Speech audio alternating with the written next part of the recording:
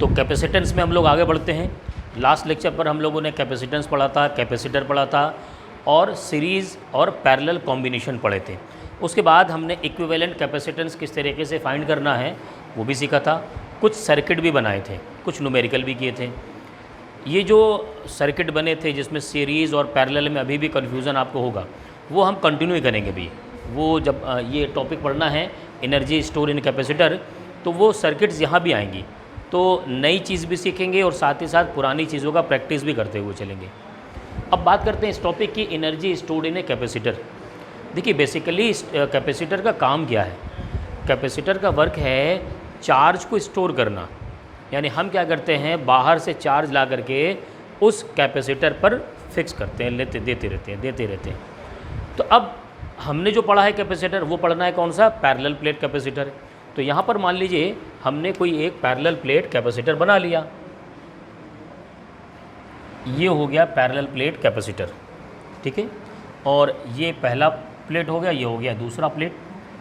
और यहाँ पर क्या है कि हमने यहाँ पर नेगेटिव चार्ज है और यहाँ पर पॉजिटिव चार्ज है,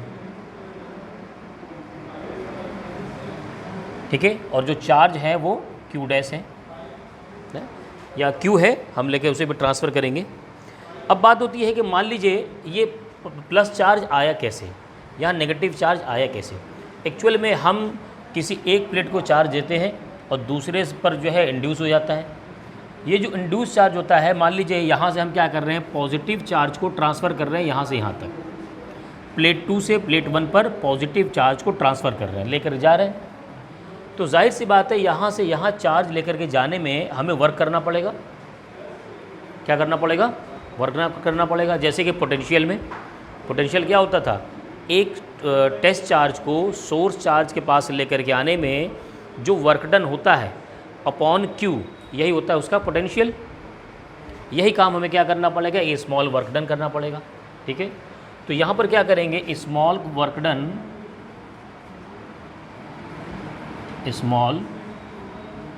done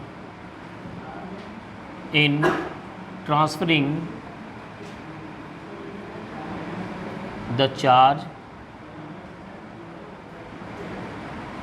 dq from one plate to another plate। ये जो dq होगा, ये जो dw है, जो वर्क डन किया जा रहा है, हम इसको पोटेंशियल के फॉर्म में लिखेंगे। किसके फॉर्म में, पोटेंशियल। जैसे पोटेंशियल क्या होता था हमारे पास, v = w अपॉन q। यहाँ से w क्या होगा, v × q।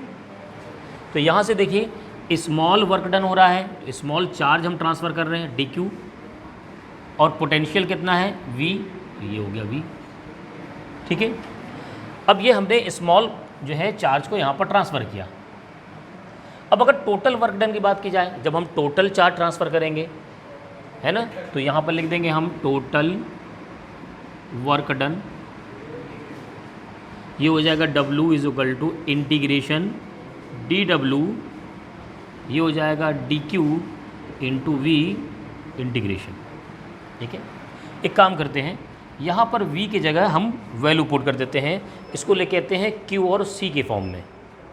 Q और C के फॉर्म में क्या होता है हमारे पास, Q = CV, तो यहाँ से V हो जाएगा Q/C। तो यहाँ पर लेकर के आगे Q/C × dq, और ये इंटीग्रेशन है। देखो ये क्यों किया हमने, इस बात के लिए ये ज़रूरी होता है। यहाँ पर हमें जो इंटीग्रेशन का साइन है ना, ये किसके रिस्पेक्ट में इंटीग्रेशन होना है वो देखो, क्यू के रिस्पेक्ट में। तो जाहिर सी बात है ऐसा कुछ लेकर के आपको क्यू इंटीग्रेशन कर सके, वरना यहाँ खाली क्यू आ जाता। इसलिए हम जो क्या किया, वी की जगह हमने Q/C ले आए। अब वेरिएशन देखो कहाँ से कहाँ तक है। स्टार्ट में वर्क डन 0, बाद में W, फाइनल W। अब यहाँ पर वेरिएशन Q के देखो, स्टार्ट में जो चार्ज है वो 0 है और फाइनल चार्ज कितना हो जा रहा है, Q हो जा रहा है। एक बात और, यहाँ पर हम क्या करेंगे, ये जो पोटेंशियल है ना, वो तो स्टार्ट का पोटेंशियल है ना, छोटा वर्क डन को इंटीग्रेट कर रहे हैं तो ये सिर्फ Q डैश लिखेंगे। क्यों Q डैश लिखा, समझिएगा इसको। जब हम डी क्यू थोड़ा सा चार्ज हमने ट्रांसफ़र किया तो थोड़ा ही तो पोटेंशियल होगा। तो यानी यहाँ पर जो पोटेंशियल है वो छोटा पोटेंशियल अभी है। ये एक उस टाइम का पोटेंशियल है जब डी क्यू चार्ज था। जब टोटल चार्ज आ जाएगा तो पोटेंशियल भी तो बड़ा हो जाएगा। तो इसका मतलब पोटेंशियल में डिफरेंस होगा, फ़र्क होगा। तो पहले का पोटेंशियल वी डैश और बाद का पोटेंशियल होगा वी। क्लियर? इसीलिए मैंने इसको वी डैश और क्यू डैश लिखा है, क्योंकि ये स्टार्टिंग का मामला है। अब यहाँ पर देखो इंटीग्रेशन करेंगे, है ना। अच्छा, इसको भी क्या करो, जब क्यू डैश लिखा है तो क्यों ना इसको भी क्यू डी क्यू डैश ही लेके चलूँ, ताकि ये दोनों का इंटीग्रेशन हो सके हमारा। बात समझ में आ रही है कि नहीं? अब देखो यहाँ से क्या करते हैं, इंटीग्रेशन करेंगे। पहली बात तो क्यू के रिस्पेक्ट में करना है, तो जो उसके अलावा है वो उससे बाहर हो जाएगा। तो यहाँ 1/c बाहर हो गया। अब इंटीग्रेशन में क्या करते हैं, पावर में एक जोड़ देते हैं और जो पावर में जुड़ता है वो नीचे आ जाता है। तो q के पावर में 1 ऑलरेडी है, एक जुड़ जाएगा तो वो हो जाएगा q² और यही अपॉन 2 आ जाएगा। क्लियर? एकदम सिंपल। और यहाँ पर देखो 0 है लिमिट और ऊपर के है q। अब क्या करते हैं, इसकी जगह एक बार ऊपर वाला लिखते हैं, फिर माइनस करके नीचे वाली वैल्यू लिखते हैं। तो 1/c, इसकी जगह q²/2 ही रहेगा, इसकी जगह q आएगा, फिर माइनस की जगह q की जगह क्या आ जाएगा 0, तो ये 0 आ गया, ये तो कैंसिल हो गया, ख़त्म। यानी हमारे पास जो W आया वर्क डन वो कितना आया, q²/2c, q²/2c। ये चीज़ आ गई वर्क डन। अब समझिए इसको एनर्जी से क्या लेना देना, टॉपिक तो हम पढ़ रहे हैं पोटेंशियल एनर्जी, और निकाला वर्क डन। देखो एक्चुअल में हम जब भी कोई काम करते हैं ना, कभी कोई काम करते हैं तो एनर्जी लॉस करते हैं, जब मैं काम करूँगा तो, और जब सिस्टम काम करेगा मेरे ऊपर तो वो एनर्जी लॉस करेगा, वो मुझे दे देगा। हाँ, तो मैं एनर्जी गेन कर लूँगा। मैंने तो काम किया है यहाँ पर, मैंने खुद, तो मैंने वर्क जो किया, क्या किया, एक प्लेट से दूसरे प्लेट तक चार्ज को ले जाने में काम किया। अच्छा, काम करना क्यों पड़ा, वर्क करना क्यों पड़ा, क्योंकि यहाँ से पॉजिटिव चार्ज को यहाँ लेके जा रहे थे, तभी तो यहाँ नेगेटिव चार्ज बचे खाली, सारे पॉजिटिव ट्रांसफ़र कर दिए गए तो सारे नेगेटिव बचे। तो अब यहाँ ऑलरेडी पॉजिटिव है, यहाँ से आप पॉजिटिव लेके जा रहे हो तो इसके अगेंस्ट में वर्क करना पड़ेगा, रिपल्सिव फोर्स लगेगा। हम ये जो वर्क डन करते हैं किसी भी सिस्टम पर, वो दो जगह सेव हो सकता है, या तो उसकी काइनेटिक एनर्जी में आ जाएगा या तो उसकी पोटेंशियल एनर्जी में आ जाएगा। क्लियर? किस में, या तो उसकी काइनेटिक एनर्जी में या तो उसकी पोटेंशियल एनर्जी में। अब ये कैसे डिसाइड होगा कि काइनेटिक एनर्जी में गया कि पोटेंशियल एनर्जी में गया? ज़रा जिसको एनर्जी आपने दिया है ना उसकी कंडीशन भी देखिए, उसकी कंडीशन क्या हुई। अगर मेरे एनर्जी देने की वजह से उसकी वेलोसिटी इंक्रीज़ हो गई, वो चल पड़ा, तो उसकी काइनेटिक एनर्जी में कन्वर्जन हुआ। इंक्रीमेंट कहाँ हुआ, काइनेटिक एनर्जी में। हमने जो एनर्जी दिया, वर्क डन किया, वो उसमें कहाँ जाके सेव हो गया, उसकी काइनेटिक एनर्जी में हुआ। और कहीं मेरे वर्क डन करने की वजह से उसकी पोजीशन में चेंज हो रहा है, सिर्फ क्या हो रहा है, पोजीशन में, तो वो क्या होता है, वो कहलाता है पोटेंशियल एनर्जी। तो यहाँ पर क्या हो रहा है, इसको हमने मूवमेंट नहीं दिया, ये क्या हो रहा है, इस पर चार्ज स्टोर हो रहे हैं, चार्ज स्टोर हो रहे हैं, तो चार्ज की पोजीशन बढ़ रही, बस चार्ज की पोजीशन हमने चेंज की।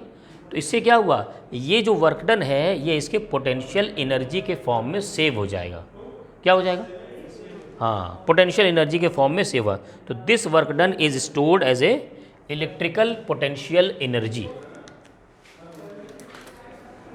सो दिस वर्क डन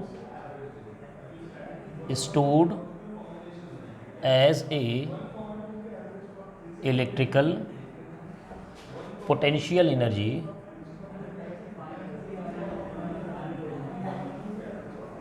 of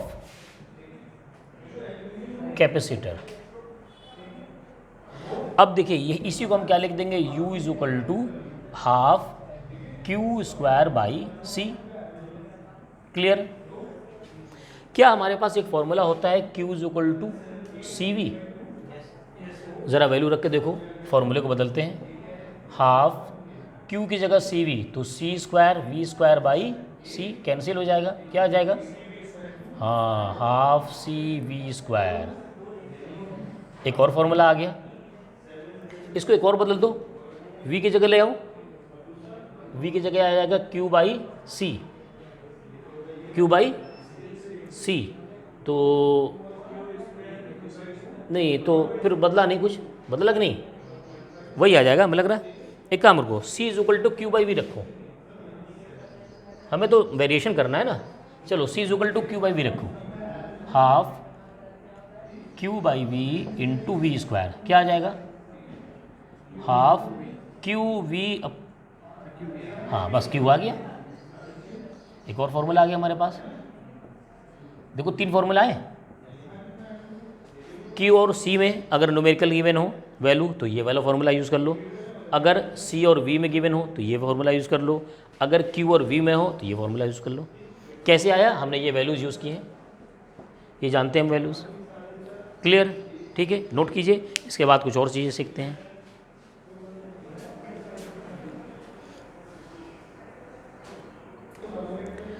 सो इसी से रिलेटेड है energy stored in A series combination of a capacitor. अब हमने क्या किया कि एक कैपेसिटर में कितना एनर्जी स्टोर्ड होता है वो फाइंड कर लिया।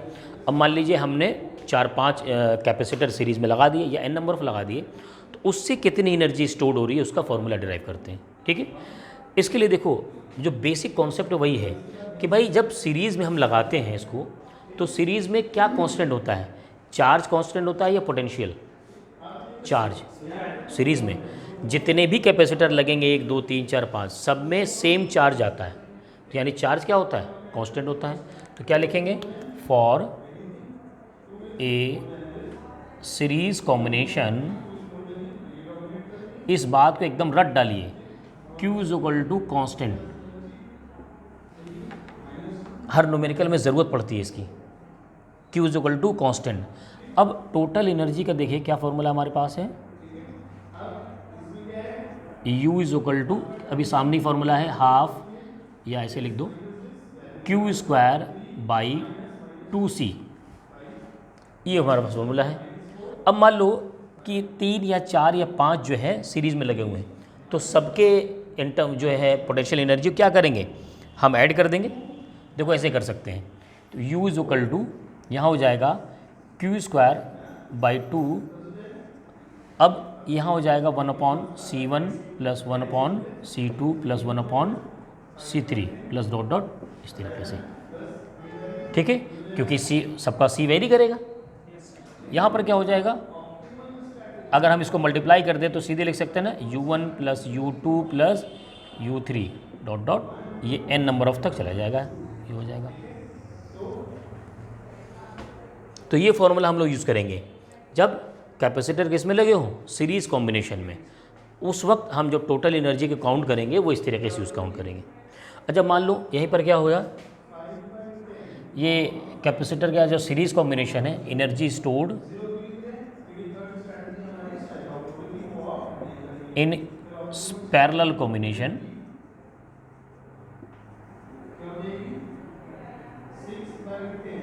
Of capacitor. लाइट चली गई है, 2 मिनट ज़रा वेट कीजिए। देखिए सर स्टार्ट कर देते चलते हैं।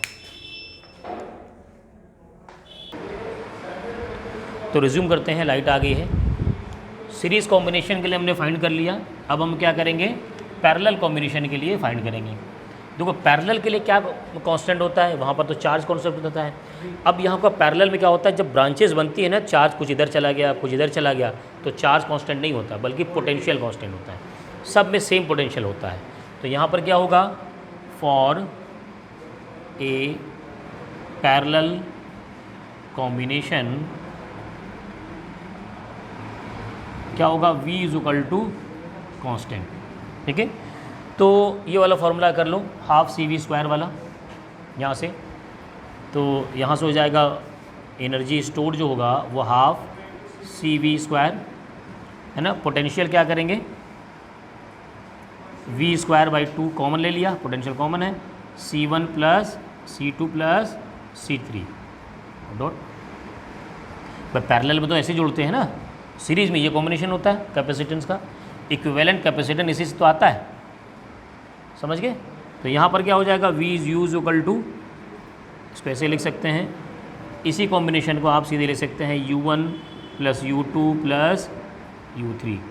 तो एक बात तो समझ में आ गई कि चाहे वो सीरीज़ कॉम्बिनेशन हो या पैरेलल कॉम्बिनेशन हो, इंटरनल एनर्जी इसी तरीके से अलजेब्रिक सम कर देंगे। ये बात तो क्लियर है, समझ गए? इंटरनल एनर्जी इसी तरीके से U1 + U2 कर देंगे। लेकिन अगर हमें उसके कॉन्फ़िगरेशन में जाना होगा, यानी इस फॉर्म में C, V और Q के फॉर्म में, तो वहाँ पर ये चेक करेंगे कि ये सीरीज़ कॉम्बिनेशन है तो Q कांस्टेंट होगा, और अगर पैरेलल कॉम्बिनेशन है तो V कांस्टेंट होगा। क्लियर? चलिए इसको नोट कीजिए, फिर हम फ़ौरन न्यूमेरिकल पे आते हैं। तो फर्स्ट क्वेश्चन बहुत इजी क्वेश्चन लेते हैं हम लोग, जो डायरेक्ट फॉर्मूले पे है। ठीक है, how much work must be done, कितना वर्क करना पड़ेगा to charge a 24 microfarad capacitor. C की वैल्यू 24 माइक्रोफैरेड है। When the potential difference between the plates is 500 volt, यानी यहाँ पर V की वैल्यू है 500 वोल्ट। तो कोई एक पैरेलल प्लेट कैपेसिटर है, उस पर क्या कर रहे हैं, उसका पोटेंशियल है 500 वोल्ट, आप उस पर चार्ज बढ़ा रहे हैं। अब उसकी कैपेसिटी इंक्रीज़ हो रही है, तो उस कैपेसिटी को इंक्रीज़ कहाँ तक करना है, 24 माइक्रोफैरेड तक। उतना करने में आपको कितना काम करना पड़ेगा भाई? जो भी हम वर्क करेंगे वो उसकी पोटेंशियल एनर्जी में सेव होगा। इसका मतलब हमें वर्क डन जो पूछ रहा है सही मायने में क्या निकालना है, पोटेंशियल एनर्जी। तो सिंपल सी बात है, यहाँ पर पोटेंशियल एनर्जी का फॉर्मूला आ जाएगा ½ CV²। कैसे पता ये फॉर्मूला लगेगा, जो चीज़ें गिवन है उसी से फॉर्मूला लगाइए। यहाँ पर देखिए 24 है तो 24 × 10⁻⁻6 फैरेड हो जाएगा। वैल्यू रख देते हैं ½ C, 24 × 10⁻⁻6 × 500 का स्क्वायर। ठीक है, तो 2 से ये 12 हो गया, और यहाँ 500 स्क्वायर तो 25 × 10⁻4 कर देंगे। 2 0 पहले से हैं, स्क्वायर करेंगे तो 4 हो जाएगा, इंटू यहाँ पर है 10⁻⁻6। ठीक है, और यहाँ 12 तो ऑलरेडी है ना। अब 12 से मल्टीप्लाई करते हैं तो 12 × 5 = 60, 6 12 दूनी 24, 6 30, 300 × 10⁻, ये हो जाएगा 4 × 10⁻⁻6। देखिए अब 10⁻4 यहाँ पर है, 2 0 ऑलरेडी है तो 10⁻6 बन जाएगा, और 10⁻⁻6 है ऑलरेडी तो बचेगा सिर्फ 3, और ये आ जाएगा 3 जूल। ये हमारा आ गया वर्क डन, या इसे कह देंगे हम इलेक्ट्रिकल पोटेंशियल एनर्जी। ये हो गया आंसर। ठीक है, सेकंड क्वेश्चन ट्राई कीजिए आप लोग तब तक, जो लोग कर चुके हैं इसे। ठीक है, चलिए सेकंड एक न्यूमेरिकल है, ये भी इजी न्यूमेरिकल है ना। क्या कहता है समझिए, कह रहा है capacitor is charge through a potential difference of 200 volt. उसको पहले से चार्ज कर दिया गया, कितना पोटेंशियल दे करके, 200 वोल्ट दे दिया गया। When 0.1 coulomb charge is stored in it, यानी जब चार्ज किया गया तो उसको कितना प्रोवाइड किया गया, Q की value 0.1 coulomb. How much energy will release when it is discharge. देखिए जब हम किसी चार्ज को किसी के पास लेके आते हैं, कैपेसिटर पर लेके आते हैं, तो उस पर वर्क करते हैं, ये जो वर्क होता है उसकी पोटेंशियल एनर्जी की फॉर्म में सेव हो जाता है। अब अगर इसी चार्ज को वो रिलीज़ करे, वो एनर्जी रिलीज़ करे, तो जो एनर्जी स्टोर्ड हुई थी उतना ही तो रिलीज़ करेगा। इसका मतलब ये जो रिलीज़ फाइंड करना है, आपको सिंपल फाइंड करना कितना जो है एनर्जी स्टोर्ड हुआ, सिंपल वही बात है। तो दो चीज़ें गिवन है V और Q, इससे आप U फाइंड कर लीजिए। तो क्या हो जाएगा, फॉर्मूला क्या था भाई, ½QV, यही है ना, Q × V वाला। यहाँ पर वैल्यू रख दीजिए, Q 0.1 और V 200। तो यहाँ से 200 कैंसिल, 100 आ गया, यहाँ से 10 जूल। ये वो एनर्जी है जो इसमें स्टोर्ड हुआ होगा, इस 0.1 कूलम चार्ज को वहाँ पर लाने में। जो एनर्जी यहाँ पर स्टोर्ड हुआ उतना ही क्या होगा, रिलीज़ होगा, इसीलिए ये आंसर होगा। ठीक है, चलिए थर्ड न्यूमेरिकल कीजिए आप लोग।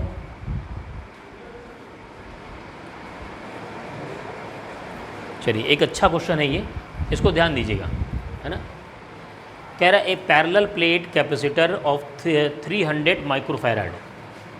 तो कोई पैरेलल प्लेट कैपेसिटर है जिसकी C की वैल्यू है 300 माइक्रोफैराड, इस चार्ज टू 200 वोल्ट, यानी उस वक्त उसकी पोटेंशियल जो है V की वैल्यू है 200 volt. If the distance between the plates is halve, यानी पैरेलल प्लेट कैपेसिटर है, इनके बीच की जो डिस्टेंस स्मॉल d है वो कम कर दी गई। वो कितना कर दिया? आधा कर दिया गया। तो what will be the potential difference between the plates, है ना, उस वक्त उसकी पोटेंशियल डिफरेंस कितनी हो जाएगी। एक बात समझो कि जब हम उसको हाफ करते हैं तो जो कैपेसिटर का जो कैपेसिटेंस होता है, कैपेसिटेंस वो इन्वर्सली प्रोपोर्शनल टू 1/d होता है। एप्सिलॉन नॉट करके होता है ना, एप्सिलॉन नॉट अपॉन d। तो यानी अगर आप d बढ़ाएंगे तो c कम होगा, और d अगर कम करेंगे तो c बढ़ जाएगा, d इंक्रीज़ करेंगे तो c कम हो जाएगा। यहाँ पर d को क्या किया? कम कर दिया गया, बीच के डिस्टेंस। ये होता है पैरेलल प्लेट कैपेसिटर, और बीच की डिस्टेंस होती है स्मॉल d। अब अगर हमने इसको हाफ कर दिया है तो कैपेसिटेंस कितना हो जाएगा भाई? अरे डबल हो जाएगा। इसको कम करोगे तो ये तो डबल होगा ना, इसीलिए क्या हो जाएगा? न्यू कैपेसिटेंस जो होगा ये हो जाएगा C dash is equal to 2C, यानी ये हो गया 2 × 300 600 माइक्रोफैरड। क्या पूछा है? What will be the potential difference between the plates. अभी ये तो C पता चला, लेकिन पोटेंशियल डिफरेंस कितना हो जाएगा वो पता करने के लिए क्या होना चाहिए भाई? हमारे पास फॉर्मूला होता है Q is equal to C × V। तो V पता करना हो तो Q अपॉन C होना चाहिए ना। तो यानी हमें Q पता होना चाहिए और C पता होना चाहिए। C तो नया पता चल गया, लेकिन क्या Q बदलेगा? Q तो नहीं बदलेगा ना, Q तो वही रहेगा। यानी इन्हीं दोनों पर क्या करो? Q पता करो, इन्हीं दोनों पर। तो इन दोनों पर Q पता करने के लिए क्या करोगे? Q is equal to C × V, value रख दो। C की वैल्यू है 300 माइक्रोफैरड, सॉरी इसको ऐसे रख दूँ, 300 × 10⁻⁶, और V 200। ये हो जाएगा 6 × 10⁻⁴ × 10 सॉरी -4 कह रहे हैं, 10⁴ और 10⁻⁶, ठीक है। तो यहाँ से आ गया 6 × 10⁻⁻² कूलम, सही है ना। ये Q आ गया, वो पुराना वाला Q है, पुराना वाला Q, लेकिन Q बदल तो रहा नहीं। तो इसका मतलब हम जब नया पोटेंशियल निकालेंगे, न्यू पोटेंशियल, वो क्या होगा? Q अपॉन C डैश होगा, याद रखिएगा, Q अपॉन C डैश होगा। क्यों C नहीं लिया? जब हम प्लेट के बीच के डिस्टेंस को कम कर रहे हैं तो उससे C बदल रहा, Q नहीं बदल रहा। जो चार्ज उस पर था वो तो उतना ही रहेगा ही, इसलिए Q वही रखा, C नया रखा। यहाँ पर देखो Q की वैल्यू कितना है भाई? ये है 6 × 10⁻⁻², और C डैश है 600 × 10⁻, अच्छा हाँ 300 माइक्रोफैरड। नहीं ये तो ज़्यादा है ना, -6 होगा, अब होगा सही। अरे फैरड में रखेंगे, देखो सोल्व तो करने दो। यहाँ से कितना आ जाएगा? 10⁻⁻² ऊपर आएगा, और इससे कट कर दोगे तो 100 आ गया। नीचे आएगा 10⁻⁴, नीचे 10⁻⁴, ऊपर जाएगा +4 हो जाएगा, और +4 हो जाएगा, 100 है तो 100 बचेगा सिर्फ। तो आंसर तो आ ही रहा हमारा, V is equal to 100 volt. ये क्या आ गया? ये नया पोटेंशियल है। अब देखो क्या क्या बदला। पैरेलल प्लेट कैपेसिटर, बीच के डिस्टेंस को कम किया तो कैपेसिटेंस बढ़ गया, डबल हो गया, लेकिन Q नहीं बदला, Q नहीं बदला, लेकिन पोटेंशियल चेंज हुआ। पहले जो पोटेंशियल 200 वोल्ट था वो क्या हुआ? 100 हो गया, ठीक है। अब ये तो बात आ गई, अब हमें क्या करना है? कह रहा है what will be the change in stored energy. तो पहले जो एनर्जी थी और बाद में जो एनर्जी हुई, यही में डिफरेंस पता करना, ठीक है। तो पहले जो एनर्जी कितनी थी?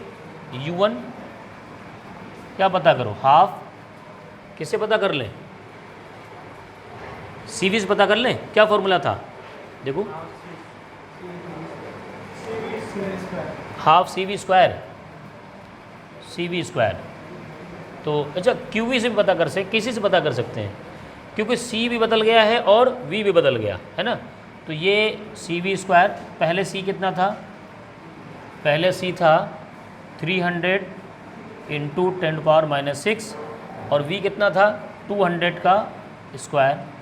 इसको यहाँ पता करिए u1, ये स्टार्टिंग वाला है। u2 पता करिए, half c dash v dash का स्क्वायर, हाफ c डैश की वैल्यू जो चेंज होने के बाद आया वो 600 इंटू 10⁻⁻6 और v डैश है 100 का स्क्वायर। चलिए सॉल्व करिए, देखिए कितना आ रहा है। नहीं, दोनों 3 कैसे आएगा, चेंज आएंगे। आपने यहाँ वैल्यू गलत दिया होगा फिर। हाँ देखिए, तो ये 2 है ना, तो ये क्या हो जाएगा, यहाँ ये 4 का स्क्वायर हो जाएगा। चलो इसे कर देते हैं, ये हो जाएगा 150, तो 150 इंटू 10⁻⁻6 इंटू ये हो जाएगा 4 इंटू 10⁻4। देखो अब यहाँ से 15 से 4 में मल्टीप्लाई करेंगे तो 6 है ना, और 60 ये हो जाएगा 600 इंटू 10⁻⁻2। ये देखो 6 जूल आ रहा सीधे सीधे u1। यहाँ पर इसको मल्टीप्लाई करेंगे ना तो ये आ जाएगा 3 जूल। सिंपल सा कैसे करोगे, 100 का स्क्वायर कर दोगे 10⁻4 हो जाएगा, और इससे डिवाइड कर दोगे 300 हो जाएगा। यहाँ 2 0, यहाँ 4 0, ठीक है, कैंसिल 6 0 हो गए, वो प्लस में हो गया, 10⁻⁻6 है ही। अब हम क्या करेंगे, चेंज इन पोटेंशियल एनर्जी क्या होगा, change in potential energy u1 minus u2, तो 6 माइनस 3 का, तो यहाँ आ जाएगा 3 जूल। सिंपल, क्लियर, बात समझ में आ गई। ध्यान से नोट करिए, जहाँ डाउट हो वहाँ दोबारा पूछिए इससे मुझे।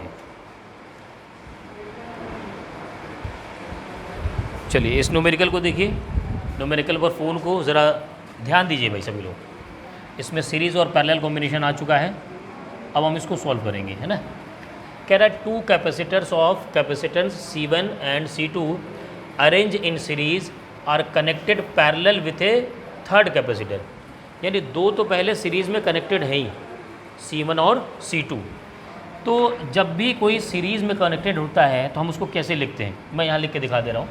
हम उसको लिखते हैं C, जो उसका इक्विवेलेंट होगा 1/C1 प्लस 1/C2, ये होता है। जब इसको सॉल्व करोगे ना तो इसको डायरेक्ट ऐसे लिखा करो, CS is equal to C1 C2 upon C1 plus C2। इसका इक्विवेलेंट ऐसे निकलेगा, दोनों का LCM लोगे ऊपर लेके जाओगे तो डायरेक्ट फॉर्मूला ऐसे लिखा करो। यानी मैं अगर जो 2 सीरीज़ में हैं उनका इक्विवेलेंट पता करूं CS, तो क्या हो जाएगा C1 C2 upon C1 plus C2। कौन कौन से हैं, 3 और 6, तो 3 इंटू 6, 3 प्लस 6, ये 2 आएगा, ऊपर 18 हो गया, नीचे 9, 2 माइक्रोफैरड। इन दोनों का इक्विवेलेंट क्यों निकाला, क्योंकि ये दोनों सीरीज़ में थे। ये जो सीरीज़ में था वो आगे जाकर क्या है, are connected parallel with a third capacitor C3। तो जो चीज़ अब पैरेलल में कनेक्ट होगी वो कैसे कनेक्ट होगी, उसका जो इक्विवेलेंट आएगा वो होगा CS ये, और किसको कनेक्ट किया गया, C3 को। ये है 2 प्लस C3 कितना है 4, ये आ गया 6 माइक्रोफैरड। ये जो वैल्यू आई है ना, ये पूरे सर्किट का कैपेसिटेंस आ गया, पूरे सर्किट का। अब आगे क्या करना है, कह रहे हैं the arrangement is connected to a 6 volt battery, V given है हमें 6 वोल्ट। कह रहा है कि calculate the total energy stored in the capacitor. मैंने कहा था जो गिवन वैल्यू हो उसके हिसाब से फॉर्मूला लगाइए एनर्जी का। हमारे पास 3 फार्मूले एनर्जी के हैं, तो हम कौन सा लगाएंगे, C और V जिसमें हो। क्या फार्मूला है, CV² वाला भी तो है, यही तो है। तो C, यहाँ C कौन सा रखेंगे, CP इक्विवेलेंट पूरा फाइनल वाला, तो हाफ इंटू 6 इंटू 10⁻⁻6 इंटू क्या हो जाएगा V, 6 का स्क्वायर, ठीक है। तो ये आ गया 36 इंटू 10, ये 2 से 3 और ये 36 यहाँ आएगा ही, तो 36 में 3 से मल्टीप्लाई करेंगे 8 9 1 10 ये आएगा, और इंटू 10⁻⁴ -6 क्या आ रहा है, हाँ ये 2 पॉइंट पे लगा रखा है दोनों, ये आ गया, ये आंसर हमारा आ गया जूल। तो यहाँ क्यू फाइंड करने की ज़रूरत ही नहीं है क्योंकि हमारे पास सी और वी के फॉर्म में आ गया। तो जब भी ऐसा क्वेश्चन आए, अभी देखो मैंने जो क्वेश्चन कराए थे उसमें सी गिवन रहता था इक्विवेलेंट, अब क्या है सीरीज़ और पैरेलल का कॉम्बिनेशन आने लगा। अब आप इक्विवेलेंट पता कीजिए, उसके बाद क्या करिए, फिर आप एनर्जी फाइंड करिए। ऐसे ही अगला क्वेश्चन है, इसको ट्राई कीजिए आप लोग। आयशा कहाँ गलती हो रही थी, समझ में आया? एक और क्वेश्चन देखते हैं, इस लेक्चर का लास्ट क्वेश्चन। कह रहा है 3 identical capacitor C1, C2 and C3, तीनों आइडेंटिकल हैं, ऑफ कैपेसिटेंस 6 माइक्रोफैरड, यानी तीनों का C की वैल्यू कैपेसिटेंस 6 माइक्रोफैरड ही है। Each are connected to a 12 volt battery as shown in figure, तो यहाँ पर हमारे पास गिवन है। कह रहे फाइंड चार्ज ऑन ईच की capacitor, equivalent capacitance of the network and energy stored in the network of capacitors. पहली बात तो एक बात देखो कि कॉम्बिनेशन है कैसा। मुझे कॉम्बिनेशन जहाँ दिख रहा है C1 एक इससे कनेक्ट करते हुए इससे कनेक्ट हो गया, तो इसका मतलब C1 और C2 तो आपस में सीरीज़ में है। और फिर देखा जाए तो इन दोनों का इन दोनों को हटा दो और इसकी जगह कोई एक लगाओ, तो वो जो होगा वो इससे और इससे पैरेलल कनेक्ट है। इसका मतलब मैं क्या करूँगा, ये दोनों आपस में सीरीज़ में हैं और फिर इनका इक्विवेलेंट इससे पैरेलल में है। तो मैं यहाँ पर लिख सकता हूँ कैसे, देखिए समझिएगा, मैं कर सकता हूँ इनका इक्विवेलेंट क्या होगा, CS सीरीज़ वाला, वो होगा C1 C2 upon C1 plus C2। यहाँ हो जाएगा C1 C2 6 इंटू 6, 6 प्लस 6 कितना आ जाएगा भाई, 3, सही है, 3 माइक्रोफैरड। अब ये जो 3 माइक्रोफैरड है इन दोनों का इक्विवेलेंट है, समझिएगा। इसी के हिसाब से यहाँ पर चार्ज अंदर जाएगा, यही तो होगा, और जो चार्ज C2 पे जाएगा वही इधर जाएगा, या जो चार्ज C1 पे जाएगा वही C2 पे जाएगा। तो मैं क्या कर सकता हूँ, यहाँ से Q1 is equal to Q2 रहेगा, वो होगा C इंटू V। C कौन सा रहेगा, C रहेगा इनका इक्विवेलेंट। तो यहाँ पर वैल्यू रख देते हैं, CS की वैल्यू 3 और V कितना है 12, तो ये आ गया 36 कूलम, माइक्रो कूलम होगा, सॉरी 36। देखिए आंसर है 36, दोनों की वैल्यू सेम आएगी। अब तीसरा क्यों नहीं सेम होगा, क्योंकि तीसरा जो C3 है वो इससे पैरेलल में कनेक्ट है, उसमें पोटेंशियल तो सेम होता है लेकिन चार्ज सेम नहीं होता, चार्ज तो सीरीज में सेम होता है, इसलिए मैंने C1 और C2 पर चार्ज सेम कर दिया। अब इसमें अगर चार्ज निकालना हो, इसका कैपेसिटेंस पता होना चाहिए और वो पता है हमें, तो यानी Q3 जो होगा, कैपेसिटेंस तो C3 का होगा लेकिन पोटेंशियल वही सेम होगा क्योंकि पैरेलल में कनेक्ट है, तो यहाँ पर V होगा, C3 6 और ये है 12, ये होगा 72 माइक्रो कूलम, सिंपल। तो तीनों चार्ज हमारे पास आ गए, तीनों आंसर मैच कर रहा। अब आगे कर रहा है equivalent capacitance of the network. भाई इन दोनों का तो रिजल्टेंट इक्विवेलेंट पता कर ही लिया था हमने सीरीज़ में, CS 3, और ये जो सीरीज़ में है वो जुड़ के इससे कैसे जुड़ा हुआ है, पैरेलल में, और पैरेलल का कॉम्बिनेशन में हम क्या लिखते हैं, CP इज इक्वल टू ये हो जाएगा CS प्लस C3। तो यहाँ आ गया, पहले कितना आया था 3 प्लस इसके पास 6 है, तो ये हो गया 9 माइक्रो फैरड। देखिए आ गया कैपेसिटेंस 9 माइक्रो फैरड। अब इक्विवेलेंट वाला C आ चुका है पूरे सर्किट का, और पूरे सर्किट का V पता है, तो C और V पता है, तो एनर्जी पता कर लो, क्या हो जाएगा एनर्जी, हाफ CV²।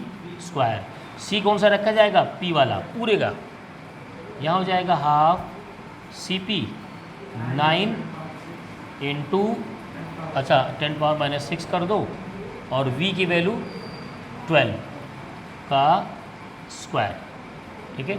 सॉल्व करेंगे, देखिए ये आंसर आ जाएगा, एकदम आसान है, ठीक है। चलिए नोट कीजिए इसको। अलग अलग निकाल के तो हाफ